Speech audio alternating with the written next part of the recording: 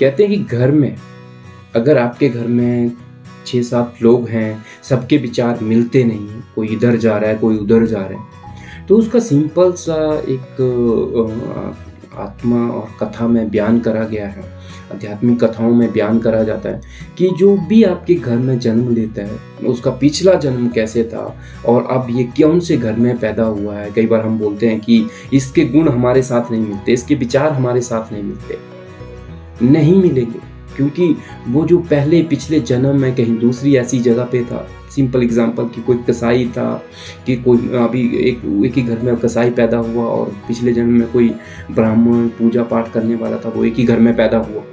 अब दोनों के विचार कैसे मिलेंगे? अब उनका जो पिछले जन्म का प्रभाव है, पिछले जन्म की जो उनके अंदर प्रभाव पड़े हुए हैं, आत्माएं हैं, वो इस जन्म में एक जगह पे इकट्ठी हुई हैं। एक कसाई है, एक पोथी पूजा पाठ करने वाला है, तो उनमें आपस में नहीं बनती है।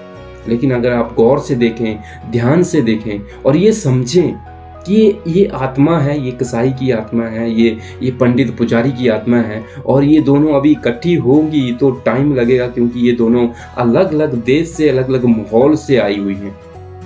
अगर हम आपको उसको आत्माओं को अगर शरीर समझें, एक बॉडी समझें, और इसको हम एक सोल लें कि ये दोनों आत्माएं हैं, तो इसका जो फिर हम जान पाएंगे कि ये आत्मा पिछले जन्म में ये थी और इस जन्म में ये है। जैसे कि कई बार आप बोलते हैं कि मुझे आग से बहुत डर लगता है, मुझे पानी से बहुत डर लगता है, मुझे ऊंचाई से बहुत डर लगता है, तो ये हमारे पिछले जन्मों के प्रभाव होते हैं। जो भी मनुष्य इस जन्म में है, अगर हम उसको एक शरीर ना समझ के एक आत्मा समझें, तो आप उसको पढ़ पाएंगे, उसको जान पाएंगे। और जो आदमी सबको एक शरीर ना कह के एक आत्मा, चलो ये भी भगवान का अंश है, मैं भी भगवान का अंश हूँ, ये कसाई, ये पंडित, मैं, ये सब आत्मा हैं और ये भगवान के अंश हैं, तो आपको किसी से कोई ईर्ष्या नहीं होगी, कोई जलन नहीं होगी।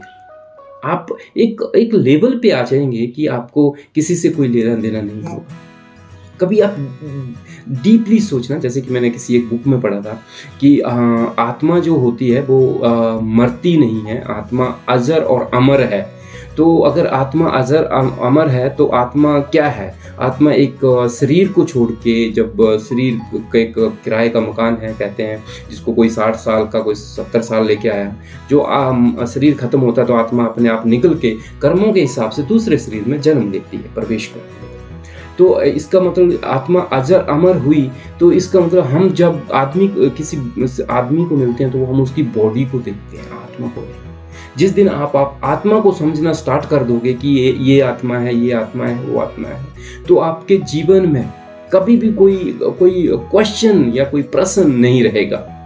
जैसे कि कभी आप बहुत बड़ा मेला लगा हुआ है, आप ऊंचाई पे जाके खड़े हो जाओ और नीचे सारे ग्राउंड में देखो, जहाँ पे बहुत सारे लोग इधर उधर ये वो कर रहे हैं, कोई इस दुकान पे, कोई इस दुकान पे जा रहा है और ये सब घूम फिर रहे हैं। तो आप उन लोगों को ये मानो कि ये सारी आत्माएं हैं। कोई उल्टा लटक रहा है, कोई चिल्ला रहा है, कोई हंस रहा है, कोई रो रहा है, ये सारी आत्माएं हैं। अगर आप उनको शरीर ना कह के एक आत्मा के रूप में देखें, तो आप समझेंगे कि ये वाकई में भगवान की एक लीला है। हम क्लब में या डिस्को में कभी जाते हैं तो कुछ लोग पागल हुए पड़े हैं, कुछ खाते हैं, पीते हैं, तो कभी एक जगह पे बैठ जाओ और सबको गौर से ऐसे नजर घुमाओ, कसम से आपको हंसी आए कि आप आज इतनी अजीब आत्माएं आप देखोगे कि आप खुद हंसोगे कि भगवान की बनाई हुई आत्मा ऐसे। ये जो कई लोग ऐसे डांस करते हैं पागलों की तरह, कोई ऐसे पीते हैं, कोई नाचते हैं, कोई गाते हैं, ये सारी आत्माएं। मैं कभी भी ऐसी भीड़ भड़के की जगह पे जाता हूँ तो मैं उनको कभी भी बॉडी कंसीडर नहीं करता हूँ, और जब मैं आत्मा कंसीडर करता हूँ तो मेरे को हंसी भी बहुत आती है कि ये भगवान की आत्माएं हैं, ये बनाई हुई हैं। बहुत सारी आत्माएं डिफरेंट काम करती। कभी ये आप कभी भीड़ भड़के की जगह पे जाएं और आपका मन थोड़ा डेवलप हो गया हो, तो आपको ये आत्माएं जो दिखेंगी आप रियली और रियली हंसेंगे। आरजे विनोद, बस इतना ही आज के लिए, फिर मिलेंगे।